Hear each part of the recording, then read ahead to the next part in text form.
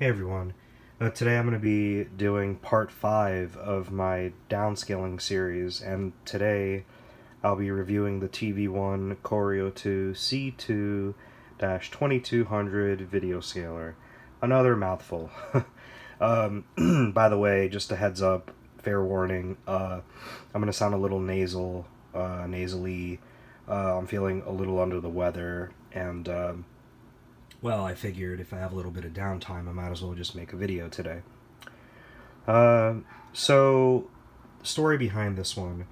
Uh, I run the professional CRT BVM PVM group on Facebook, and one of the moderators in my group by the name of John, he put me up on this.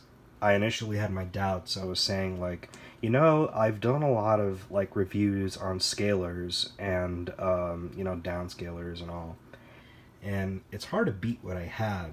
Like, yeah, all of them have their imperfections, limitations, whatever you want to call it, but John, the guy that put me onto this, he was telling me, you know what, you should really check this out because I think it really works like really well.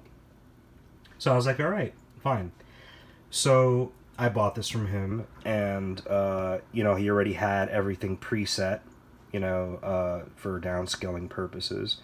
And I have to say, I am blown away by like how well this thing performed. This company, I've never even heard of it, TV1. It came out of left field. Um, it's a really good processor. I am shocked to know how good the video quality is for downscaling at the very least. Um, all right, so let me just show a little bit about it. The front is LCD, I believe. You have a little knob that goes 4 directions, and you press in as like the enter button. You have freeze, zoom, and pan options that you probably won't even use. And here are some interesting inputs here: RGB, DVI, YC/CV1, and then 2, and then YUV, and then turning it on or putting it on standby. And I'll get to all that in a minute. All right, let's turn it around and see what's behind all of this. So, quite a lot and a little bit of room, but I'll go over everything. So really, really cool thing here. Like, it takes in a lot of inputs and it outputs almost pretty much the same. So here we go. You have your basically composite, your S video. You have component or YPVPR. You have RGBS, RGBHV, if I'm not mistaken, and then you have your digital signals like your HDMI. And then you can basically output everything however you want. It's so universal. So basically, you want to input, let's say S video, right? You can output it like through DVI if you really want. It's so crazy. It's very, very versatile. And the audio is a little vague, but I'll explain it. So there are 4 inputs here and then 1 output. And the pinout is 1, 2, 3. 1 being left, 2 being ground, 3 being right. And that's basically it. Over here are your option RS-232 and IP inputs. Basically, if you want to connect this to like a network or you want to use it remotely. And then your power supply there. Yeah, a lot going on back here, but again, this is quite like the utility tool here. It's very, very versatile. But yeah, basically, I wanted to show the little box, and it's pretty small. I have what would you say, like a medium-sized hand? Yeah, that's basically it. It's like no bigger than like an average book. Very, very tiny compared to the other scalars that I've reviewed, like the Super Emotia, the HD iScan Plus, whatever you want to call it. But yeah, this is a very, you know, very versatile scaler here, and I can't wait to show you guys. Basically, I'm just showing it like this for now because when I set it up, I'd rather not turn it around and all that, but just a few more things. So here is the power supply. You know, it's pretty big. I don't know if this is like the official one that it came with, but maybe the guy that sold it to me, John, can answer that. Looks like it. And here is the manual. It's a lot of freaking pages. It's like over 100. Before I transition to my next part, I just want to say something. One of the downsides of this scaler, and the biggest reason I didn't review this anytime sooner, honestly, it's very, very, like, it's a very steep curve to, like, learn how to use this. I had everything preset before it was delivered to me, and, you know, looking through this manual, it's not so clear cut, you know, how to, you know, like, adjust everything. I think that's probably its biggest downfall. It's just a little too complex for the layman. You know, if you want like a plug and play solution, this is not it. Absolutely not. Like, you definitely need to read this manual before you start getting it, like, to do what you want it to do. But yeah, aside from having that one issue, it does what it does really well. All right, so I'm gonna get everything hooked up, and I'll be right back. All right, I think I have everything set up here, and I'll explain what I did. So I'm using an Xbox One X, and reason I'm using one is because it's a little easier to do HDMI videos when you know, in comparison to the PS4, because the PS4 has very strict HDCP encryption, so I'd rather not deal with that with splitters and everything. So I have the Xbox One X outputting at 720p, which I'll show in a little bit, and I have the an HDMI to DVI cable running out into the Corio2 here, and then I have a D sub 15 to RGB HV cable running into the back of my Xtron, and the Xtron outputting finally into my D24. So this is what it looks like.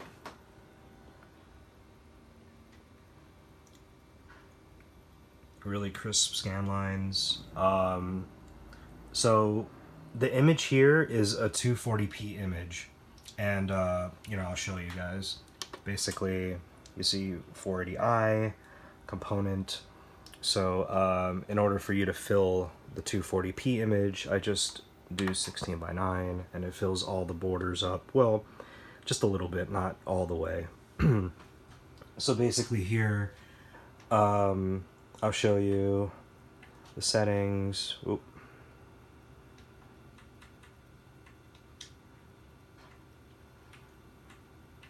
Okay, so I have my resolution at 720p, because remember, you know, D24s don't take 1080p. They take 1080i though. And the video mode, make sure you have 24 hertz off, because again, this only takes 15, and you know, it doesn't take 24. And the video fidelity and overscan, I put it at DVI as an override just to be safe. And yeah, so let me show you the actual menu for the TVOne Corio2 here.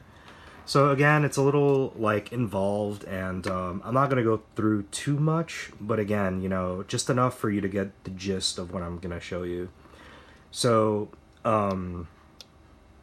basically, I skip all this. I leave this on. Adjust outputs. So for here, let's see, HDCP, I leave it on. So one thing to note, when you're going to be using this as a preset, I believe, or the output, The output type when you're using, you know, whatever it is you're going to be using. In this particular case, I have to set it to YUV. Well, why? Okay, so if I set it to RGBSB, it looks all pink and purple, whatever you want to call it. So the color scheme's a little off. But if I set it back to YUV, it looks perfect. So there's that. Windows I don't touch. Sources, yeah, so again, this is a DVI-D source, and you could switch it around or whatever to adjust whatever. HDCPON, I'm not sure what that is. Alright, so we can look at this for a little bit. So the aspect correct, if you mess around with it, you know, it can go slim and fit. Yeah, basically you mess around with this and it just messes around with the aspect ratio. This is for if you want to like mess around with like the image, like where it is border wise. But these borders are not going to go away because this is part of the BVM. It's not part of the TVOne Corio2. So, for example, if you want to mess around with this a little bit, let me see if I could show you the best right here. Yeah, you see this side? It's... Sorry, my camera's a little funky. It's moving a little left. Okay. So I'm going to move it back. Oh, it'll be better seen here. There you go. I mean, you can make the image like completely like borderless, but it's a lot of issues, to be honest, and not every game is going to have the same border type. So you're going to have to manually adjust it like pretty much for every game if you want to be really anal about it. And again, this is like the top. You know, I basically just showed you what it looks like. The audio source, if you're putting it in manually. Let's see something actually. Mute. Yeah, so the only audio source inputs on the Corio 2 are the 4 audio inputs that you see. I think that's the case. So again, a lot of stuff here. It's very, very involved. It's a lot. So if you're really serious about getting one of these, just make sure you like read that thick ass manual, or I'm sure there's like a PDF version online somewhere. But alright, enough talk, let's play. So I'm gonna be showing 3 games here just really quickly. I picked this up recently. Apparently Capcom really dropped the ball and made like very little pressings of this game, so I'll show the Mega Man Zero ZX Legacy Collection, a little bit of Sonic Mania Plus, and I'll show Shovel Knight. I've been waiting for this physically to come out for so many years, and I'm glad it did. So happy. Alright.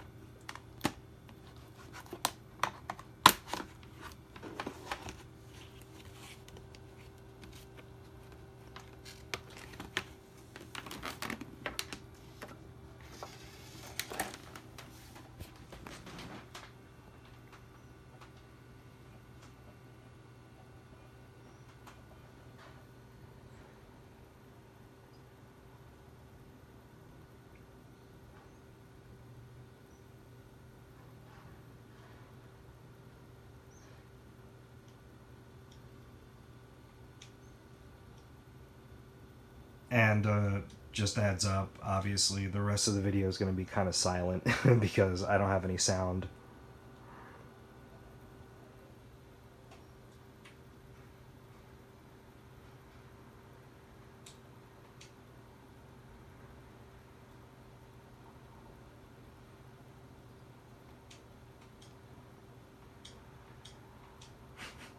Yep, I suck. Level F. You can judge Matt hard. I don't care.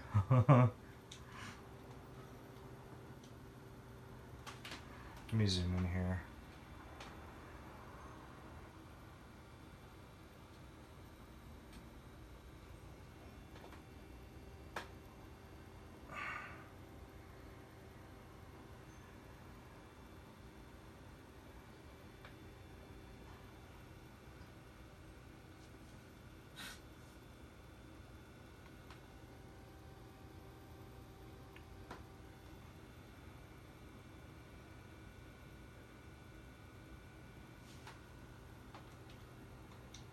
Let me see. I think I could do this now.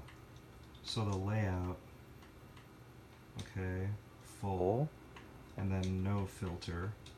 Let's see how that looks.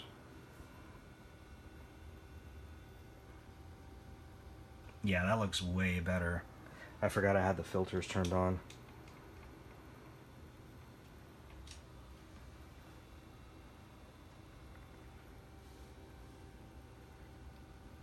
Fun fact about this game, actually, Capcom reworked this collection from the ground up.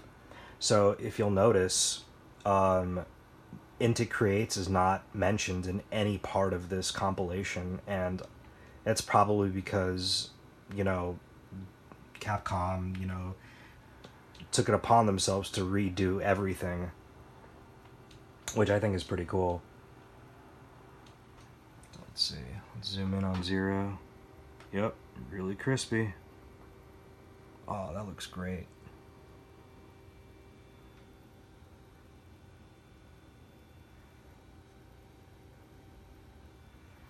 Alright. That's basically what I wanted to show for this game.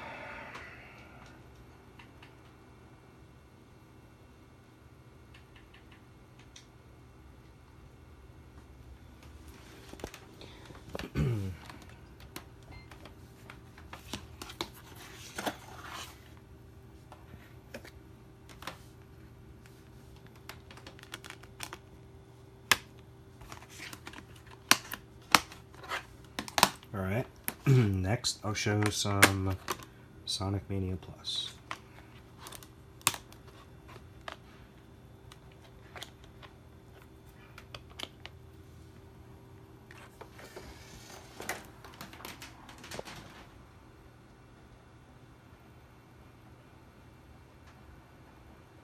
You know what? I'm sorry, I don't have this game installed. Nah, I can't show this. I apologize.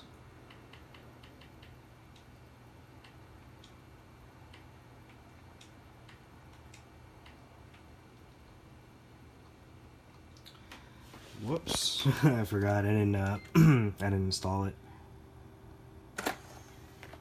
It's alright. I'll play it later.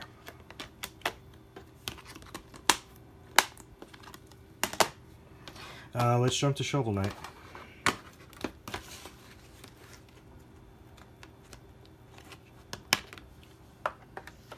This I definitely have installed.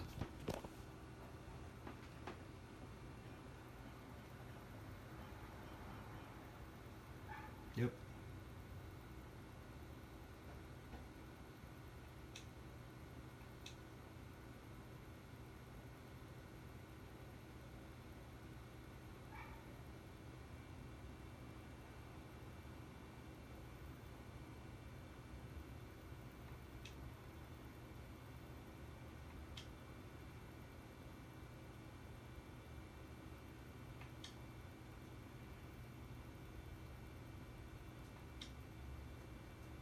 Let me just zoom in while I'm here, just to show you what it looks like.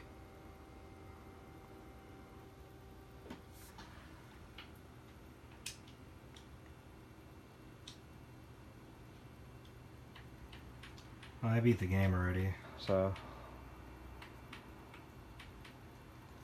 I'll just show you what like a town looks like. Nothing too crazy.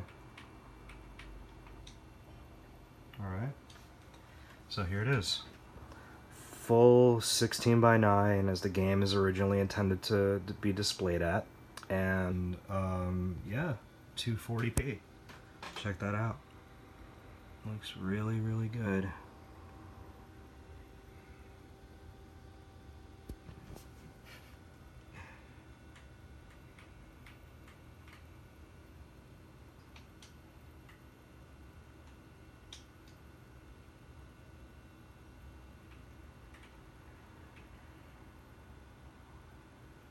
How can you see my face? I have a helmet on.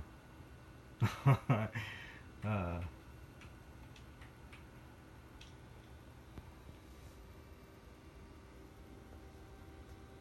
Yeah, so that's basically it. Looks really, really nice.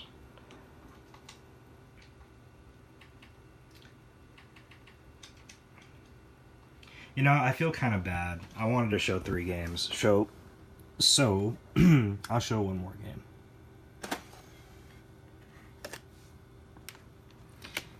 And this, I also know I have installed because I was just playing it the other day.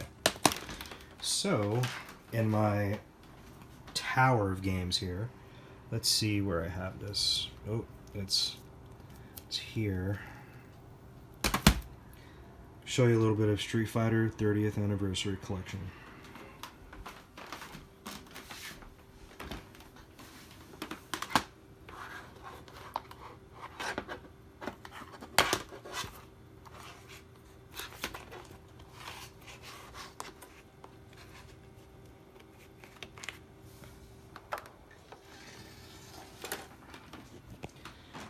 And again, I know that I have this game installed, so shouldn't be an issue.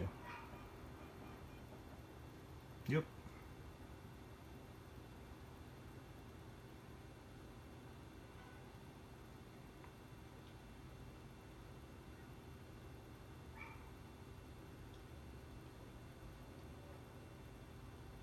I remember reading the review for this game, and it said, like,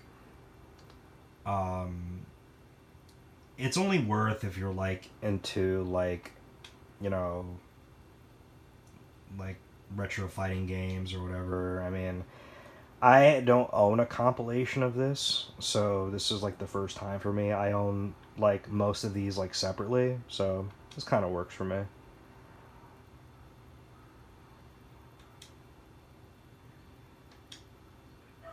So yeah, you have all these games here. And, I don't know, let's go with a classic. See how this looks. So even though this is 16:9, remember, it's still going to be 4:3 ratio. Because look what happens if I don't put it, you know, at that ratio. It's going to be not 4:3. So you still need to keep it at 16:9. Alright. Whoop.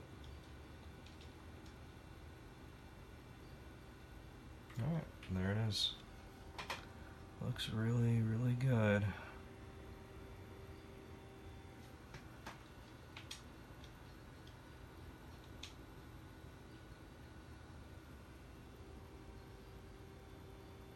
Get my ass kicked, let's see.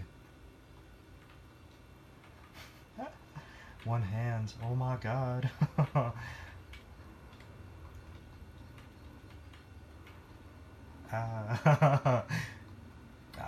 on.